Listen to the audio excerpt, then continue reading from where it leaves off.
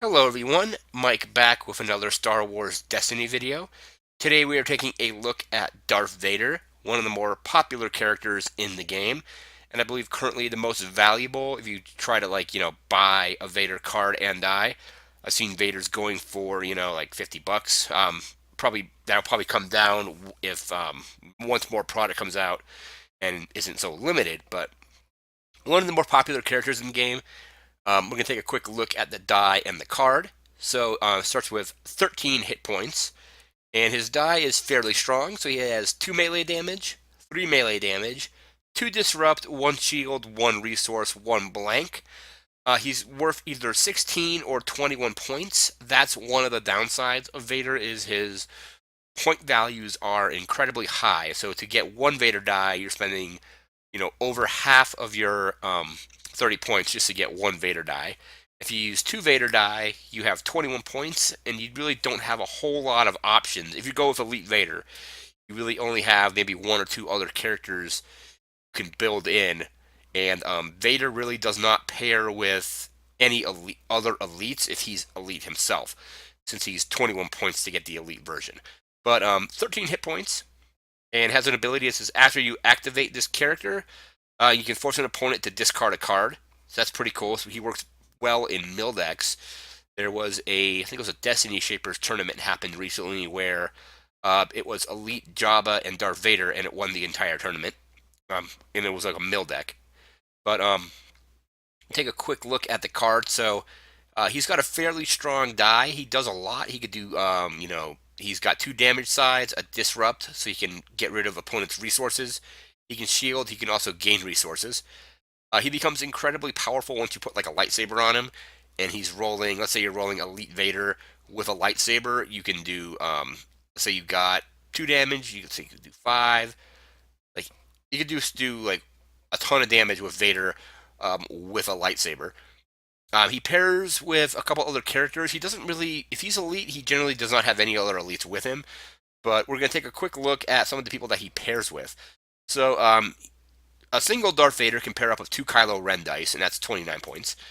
You can also run Elite Vader with a Night Sister, which is also 29. You can do Elite Vader and Balatik for 29. And these are all non-elites for, Balatik is non-elite, and the Night Sister is non-elite either. You could also run Darth Vader with a Tusken Raider. That's a popular deck, Elite Vader and a single Tusken Raider. Also, he pairs up with Elite Jabba, so 2 Jabba and 1 Vader. That is the deck that won the tournament, was the Vader Jabba mill deck. You can also run him with Count Dooku, so single Dooku, single Vader for 27. And I believe those are the possible combinations of characters that can pair up with Vader. I'm running Vader, a single Vader in one of my decks. I'm running Vader and 2 Stormtroopers. So the 16-point Vader plus 14, so 7 for each Stormtrooper, brings it to 30. But he does have a very, very strong die. The downside to him, the pros are his ability. Whenever you activate him, your opponents have to discard a card. This can do a little bit. I used Vader in a game where my opponent had a launch bay out, and as soon as I activated Vader, their launch bay became a little bit less effective. And so it would be like, all right, they got 5 cards in their hand when I activate Vader. It's 4. If they play anything, the launch bay gets more and more less useful, I should say. More or less, it gets less useful every time they either play something or are forced to discard something. So a mill deck would work well against a deck that has launch bay because the X's on the launch bay's die are equal to the cards in hand, and you're just constantly having them pitch cards. It's going to be less and less effective. So a pro is that ability.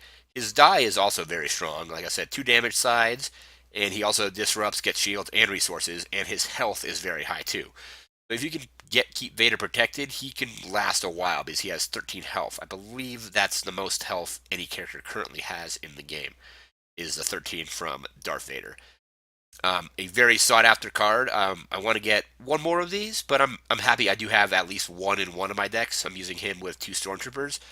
I may try to run, if I get another Vader, I may try to run the Night Sister deck, or if I get Balatik, I haven't got him yet. That's a card I'm missing, is a Balatik. I don't have any of him yet. But Vader is he's kind of polarizing just because of his point value puts a lot of stuff kind of not out of reach, but you basically can't use it. You can't use a lot of stuff with Vader because he's 16 or 21 points. Um, but that being said, though, I think his ability and his health and his die kind of counteract that, especially if you can keep him protected and just have him swinging away with lightsabers, or like I'm using two lightsabers in my deck with Vader, and I'm also running two Kylo Ren lightsabers. You can only have one of the Kylo Ren sabers attached at a time, but those also just continually add more and more melee damage to Vader as well. And I believe, I think the Night Sister's ability is good to use as well in a deck with Vader because you can do one damage to her and re-roll your opponent's dice. So that works well. It kind of does block you off from using only blue characters. If you are running um, Elite Vader with them, you can only use blue cards, but blue has a ton of really good like upgrades. They have force throw, force choke, um, lightsabers you can use on them, and all of that as well. And there's also some very good event cards for blue currently. So if you do stick with Vader and a Night Sister, you're restricting yourself to blue, but it's still a very, very good color. I'm currently running blue and red for my Stormtrooper deck, so I do have access to some of the red stuff like Tactical Mastery, which lets you take 2 additional actions and things like that. But overall, I really like Vader. I do think his point values are a little bit high, but they should be with how powerful his die and his ability are.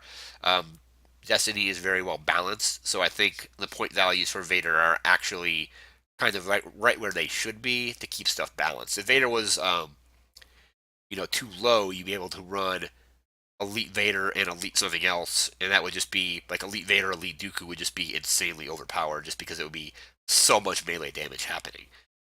But that's going to do it for this video on Darth Vader. We'll be back tomorrow. Like I mentioned, we're doing 2 videos a day. Today is Monday, so this is the second video on Monday.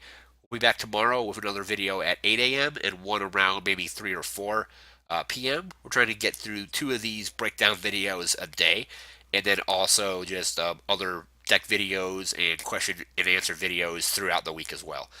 There will be at least one, hopefully 2 videos a day, pretty much going forward. At least until I get through all of the cards in the Awakening set, and then when the next set comes out, we'll be doing those as well. I think the next set comes out in the spring. But that's going to do it for this video. Remember to like, comment, share, subscribe. I want to thank you for watching. Take care, and we'll see you next time.